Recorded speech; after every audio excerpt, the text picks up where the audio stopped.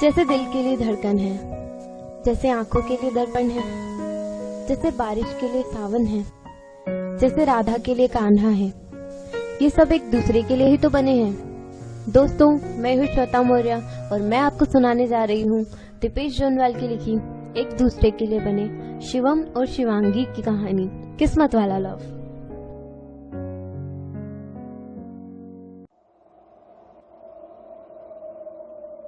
दूर दूर तक सरसों का खेत था।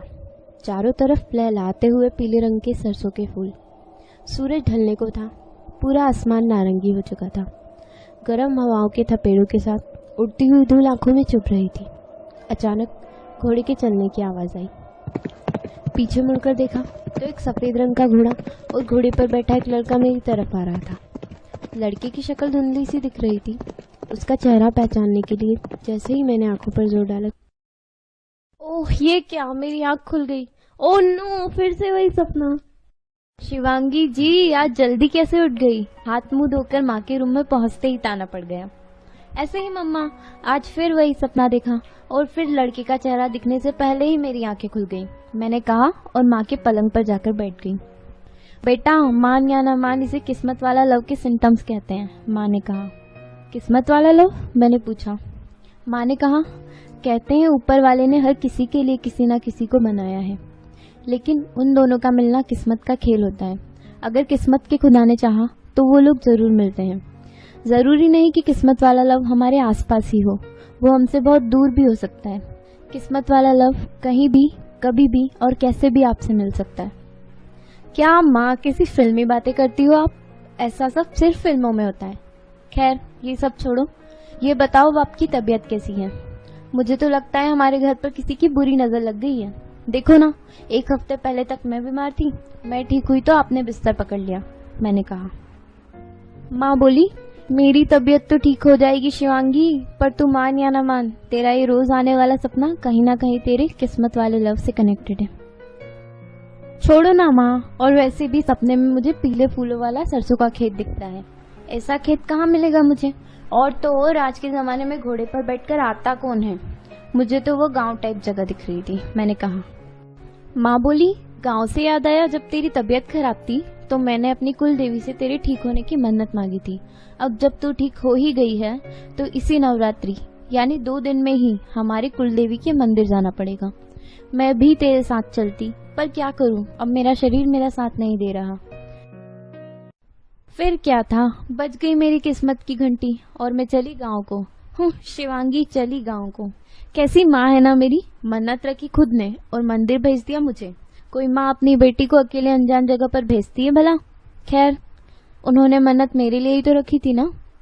जब मैं निमोनिया से कांप रही थी तब उन्होंने पूरी रात जागकर मेरा ध्यान रखा था। पर फिर भी मंदिर अगर आसपास के इलाके में होता तो ठीक था, लेकिन कुल देवी का मंदिर 400 किलोमीटर दूर राजस्थान के लालसोट नाम के गांव की किसी पहाड़ी के ऊपर था। माँ के कहे अनुसार रात को ट्रेन में बैठकर सुबह राजस्थान से सवाई माधोपुर पहुंच गई।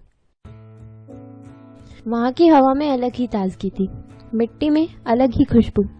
आदमियों ने धोती कुर्ता पहना हुआ था, सर पर किसी ने लाल तो किसी ने पीले रंग का साफा पहना हुआ था। कुछ औरतें नजर आई, उन्होंने भी घाघरा लुगड़ी पहन रखा था। उन्हें देखकर ऐसा लग रहा था मानो असली इंडिया तो राजस्थान में ही बसता है, हमारी संस्कृति तो इधर ही है। हम लोग तो दिखावे की झूठी दुनिया में रहते हैं। सवाई माधोपुर से बस में बैठकर मुझे लालसोट जाना था। माँ ने कहा था बस वाले को 40 रुपए से ज्यादा मत देना, पर वो कमबख्त महानात्मा 60 से कम में मान ही नहीं रहा था। बड़ी मुश्किल से 50 में राजी हुआ। बस में बंजारनों का एक झुंड गाने गा रहा था।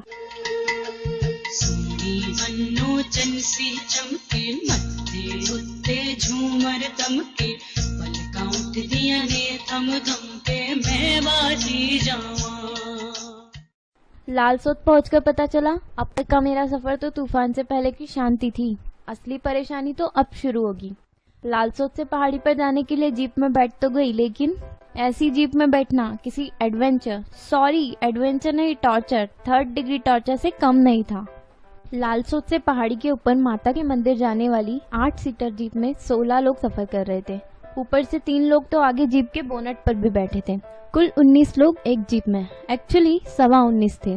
एक छोटा बच्चा उसकी माँ की गोद में भी बैठा था। गांव के लोगों को ना एडजस्ट करने की आदत हो गई है, इसलिए 8 सीटर जीप में भी 16 लोग एडजस्ट कर लेते हैं। इन 16 लोगों के बीच फंसी हुई मैं मन ही मन फिर से माँ को कोसने लगी। आखिर क्या जरूरत थी माँ को मन्नत मांगने की? मन्नत ना हुई, मानो कोई रूरल टूरिज्म हो गया। अब ऐसी मन्नत का क्या फायदा कि मैं जरा हिल भी नहीं सकती। बॉडी हिलाना तो दूर, मैं इतनी बुरी फंसी थी कि अपनी गर्दन हिलाने में भी मुझे मुश्किल हो रही थी। और सड़क पर अगर कोई गड्ढा आ जाए तो बस। बड़ी मुश्किल से गर्दन घुमाई तो देखा सामने की सीट पर कुछ शहरी लड़कों का झुंड बैठा था। उनके कपड़ों से ही पता चल रहा था कि वो शहर से आए हैं, लेकिन वो लोग तो मुझे घूरे ही जा रहे थे। शायद मैं आज खूबसूरत लग रही थी, या शायद मैंने आज बिंदी लगाई थी इसलिए। पर एक लड़का था जो अपनी निगाहें सिर्फ बाहर लगाए बैठा था। मुझे बड़ा बुरा लगा, खड़ूस कहीं का। जी हाँ, हम लड़कियों की एक बुरी आदत है, कोई लड़का देखे तो प्रॉब्लम, और अगर ना देखे तो उससे भी बड़ी प्रॉब्लम। मैं इसी ख्याल में डूबी थी कि किसी ने मेरे पैर पर पैर रख दिया। देखा तो वही खड़ूस लड़के का पैर था। मेरे अंदर के ज्वालामुखी पर उसने घी डाल दिया था। क्या बदतमीजी है ये, मैं जोर से चिल्लाई। वो हड़बड़ा गया, बोला सो सॉरी, वो गलती से हो गया। कोई गलती से नहीं होता, सब समझती हूँ मैं, तुम जैसे लड़कों को टच करने का बहाना चाहिए। मैं झल्लाई। देखिए मैडम, कहा ना गलती से हुआ, वो बोला और अपनी गोद में रखे बैग से हेडफोन निकालकर कान में लगा लिए। कुछ देर तक तो सब ठीक रहा, लेकिन फिर एक हिचकोला आया और फिर उस लड़के की गोद में रखा बैग उछलकर मेरे ऊपर आ गया। मैं फिर से झल्ला उठी। अपनी हद में रहो, वरना अभी पुलिस को फोन करके अंदर करवा दूंगी। अब उसका भी गुस्सा फूट गया। देखो मैडम, ऐसे सफर करना है ना तो थोड़ा एडजस्ट करना होता है। एडजस्ट करना नहीं आता तो अपने लिए एक प्राइवेट प्लेन बुक करा लेती। देखो तो कितना बदतमीज लड़का है, एक तो चोरी, ऊपर से सीना चोरी। मैं उसे कुछ कहती, उससे पहले ही एक बड़ी मूंछों वाले अंकल आए और बोले, क्यों बे छोरे, कोनो दिक्कत है तन्ने? माता के रास्ते पे लड़की छेड़ रही है, शर्म नहीं आवे तन्ने? मैडम आप कहें तो इसकी हड्डी पसली एक कर दूं? नहीं नहीं, कोई जरूरत नहीं है, मैं बोली। कुछ देर में हमारी जीप पहाड़ी पर पहुंच गई। मंदिर के बाहर बहुत सारी छोटी छोटी प्रसाद की दुकानें थी।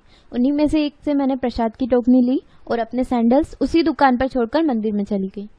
माता के दर्शन करने, अपनी तबीयत ठीक करने के लिए शुक्रिया करने और माँ की तबीयत जल्दी से ठीक करने की प्रार्थना करने के बाद जैसे ही मैं पलटी तो देखा वही बदतमीज लड़का सीढ़ियों पर बैठा था। उसके बाकी दोस्त पहाड़ी की लोकेशन पर फोटोग्राफी करने के लिए चले गए थे। वो अकेला ही बैठा था। उसे अकेला देखकर मुझे गिल्टी सा महसूस हुआ। मुझे एहसास हुआ कि मैंने किसी और बात का गुस्सा उस पर निकाल दिया है। शायद मेरी वजह से ही वह उदास बैठा था। मुझे उससे सॉरी बोलना चाहिए या नहीं? हिम्मत करके मैंने उससे बात करके सॉरी कहने का सोचा। उसकी तरफ बढ़ी तो देखा उसके हाथ में एक बांसुरी थी और वो सामने का नज़ारा देख रहा था। पहाड़ी के ऊपर से बहुत खूबसूरत नज़ारा दिख रहा था। सॉरी, मैंने पीछे से कहा। उसने पलटकर देखा और बोला, मुझसे कुछ कहा आपने? बदतमीज कहीं का, जानबूझकर मुझसे दोबारा कहलाना चाहता है। मैंने कहा आई एम सॉरी, मैंने किसी और चीज़ का गुस्सा तुम पर निकाल दिया है। आई अंडरस्टैंड, वो बोला। मैं समझ सकता हूँ कि जीप में एडजस्ट करना तुम्हारे लिए मुश्किल था। जीप में थोड़ी ज़्यादा सवारी थी। थोड़ी ज़्यादा? बोनट वाले 3 को मिलाकर कुल 19.25 सवारी थी जीप में, मैंने कहा और उसके पास जाकर सीढ़ियों पर बैठ गई। तुमने गिनती भी कर ली? अरे वाह, वो हंसते हुए बोला। हाँ, मैथ्स मेरा फेवरेट है, मैंने कहा और मैं भी हंस दी। बाय द वे, मेरा नाम शिवांगी है। अजीब इत्तेफाक है, उसने कहा। इत्तेफाक क्यों? मैंने चौंक कर बोला। मैं शिवम, तुम शिवांगी, है ना इत्तेफाक की बात। वैसे तुम यहाँ क्यों आई हो? उसने पूछा। मैंने उसे अपनी माँ की मन्नत के बारे में बताया और ये भी बताया कि कैसे मैं जीप में परेशान थी और डरी हुई भी। कभी बांसुरी की आवाज़ महसूस की है आपने? उसने कहा। मैं उसकी ये बात समझ नहीं पाई। महसूस की है बांसुरी की आवाज़? उसने फिर पूछा। मैंने नामे गर्दन हिला दी। आंखें बंद करके बांसुरी की आवाज़ सुनो तो सीधे दिल तक उतरती है। उसका हर सुर आत्मा को भिगोता हुआ लगता है, फिर सारा डर खत्म हो जाता है। इतना कहकर उसने बांसुरी को अपने होठों से लगाया और आंखें बंद करके उसकी आवाज़ में गुम हो गया। मैं कुछ पल उसे देखती रही, फिर मैं भी आंखें बंद करके उसकी आवाज़ में खो गई।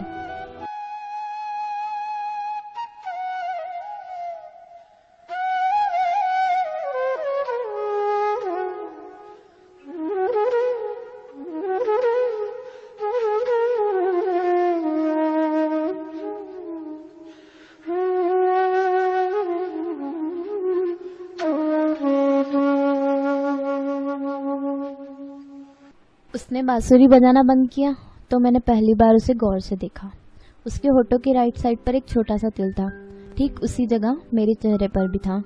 मैंने पूछा, तुम यहाँ कैसे? मैं तो वेला हूँ, आज यहाँ कल वहाँ, पूरी दुनिया घूमना चाहता हूँ।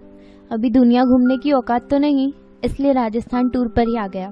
सोचा दुनिया देखने से पहले अपने ही देश को करीब से देखूं, उसने कहा।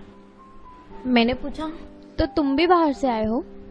हाँ, दिल्ली से हूँ। और तुम? उज्जैन एमपी, मैंने कहा। तो तुम म्यूजिशियन भी हो? मैंने पूछा। वेल, प्रोफेशनल तो नहीं, बट अच्छा खासा बजा लेता हूँ। तो कब तक हो यहाँ? उसने पूछा। मैंने कहा, अभी ही निकल रही हूँ। जीप से फिर लालसोट, फिर बस से सवाई माधोपुर, फिर ट्रेन से उज्जैन, और रात 9:30 की ट्रेन है। ठीक है, अब हम भी निकलते हैं फिर। इतना कहकर वो अपने दोस्तों को बुलाने चला गया। अब जीप का सफर इतना मुश्किल नहीं लग रहा था। अब मुझे कोई मिल गया था जिसे मिलकर सारी शिकायतें मिट गई थी। कुछ देर बाद लालसोट बस स्टैंड पर बैठकर बस का इंतजार करने लगी। तभी शिवम ने एक गर्म चाय का ग्लास मेरे बगल में रख दिया। ये चाय किसकी है? मैंने पूछा। वो अजीब सी शक्ल बनाते हुए बोला, चाय पत्ती, दूध और पानी की। अरे बुद्धू, तुम्हारे लिए ही लाया हूँ, पी लो वरना ठंडी हो जाएगी। चाय तो मुझे चाहिए ही थी, सो मैंने चाय का ग्लास उठा लिया। शिवम बोला, आपका उज्जैन तो इंदौर के पास ही है ना? सुना है इंदौर में एक झरना है, पाताल पानी नाम का। सोच रहा हूँ राजस्थान के बाद एमपी ही निकल जाऊं। और एमपी में खजुराहो भी है ना, वहां भी जाऊंगा। मैं चाय के एक एक घूंट के साथ सोच रही थी, कितनी सही लाइफ है ना इसकी। ना कोई टेंशन, ना कोई परवाह, बस जब चाहा वहां निकल गए। उसकी बातों में मुझे अपना बचपन याद आ रहा था। बचपन में मुझे भी घूमने फिरने का शौक था। चाय पीने के बाद शिवम अपने दोस्तों के साथ मुझे अलविदा कहकर लालसोट बाजार घूमने निकल गया। चाहती तो मैं भी थी बाजार देखना, लेकिन वक्त शाम होने को आई थी और वक्त से पहले सवाई माधोपुर स्टेशन पहुंचना बहुत ज़रूरी था। इसलिए मैं बस स्टैंड पर रुककर ही इंतज़ार करने लगी। मैं सोच ही रही थी शिवम के बारे में। खड़ूस कहीं का, इतनी देर बाद की मुझसे फ़ोन नंबर नहीं मांग सकता था? फ़ोन नंबर ना सही, पूरा नाम ही पूछ लेता या बता देता, जिससे एफबी पर फ्रेंड रिक्वेस्ट भेजी जा सके। लेकिन मैं क्यों सोच रही हूँ उसके बारे में? कुछ ही घंटों की मुलाकात में ऐसा लगा कि मुझसे कोई नाता है उसका। उसका नाम शिवम, मेरा शिवांगी। कुछ ना कुछ तो कनेक्शन है। बहुत देर हो गई बस का इंतजार करते हुए, लेकिन बस नहीं आई। अब मुझे चिंता सताने लगी थी। मैंने पास के चाय स्टॉल पर जाकर पूछा, बाबा बस क्यों नहीं आई अभी तक? पता चला कि सवाई माधोपुर के सारे बस वाले हड़ताल पर गए हुए हैं। पूरा पब्लिक ट्रांसपोर्ट ठप हो गया है। कम से कम आज तो माधोपुर जाना मुश्किल है। मैं परेशान हो गई, कैसे पहुंचूंगी माधोपुर? वक्त पर माधोपुर स्टेशन नहीं पहुंची तो? मेरी ट्रेन मिस हो गई तो? ये बस वालों को भी आज ही हड़ताल पर जाना था। गांव में और कोई पब्लिक ट्रांसपोर्ट भी नहीं है।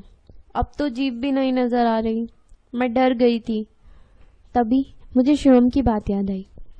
आंखें बंद करके बांसुरी की आवाज़ महसूस करो तो उसकी आवाज़ सीधे दिल में उतरती है। इसका हर सुर आत्मा को भिगोता हुआ लगता है। फिर सारा डर खत्म हो जाता है। मैंने अपनी आंखें बंद की और शिवम की बांसुरी के सुर महसूस करने लगी।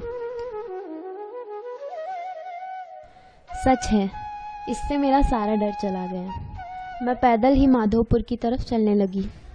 सोचा था रास्ते में कोई मिल जाएगा तो लिफ्ट ले लूंगी, लेकिन कोई नहीं मिला। चलते चलते मैं बहुत आगे तक आ गई। दूर दूर तक सरसों का खेत था। चारों तरफ लहलाते हुए पीले रंग के सरसों के फूल। सूरज ढलने को था। पूरा आसमान नारंगी हो चुका था। गर्म हवाओं के थपेड़ों के साथ उड़ती हुई धूल आंखों में चुभ रही थी। अचानक घोड़े के चलने की आवाज़ आई।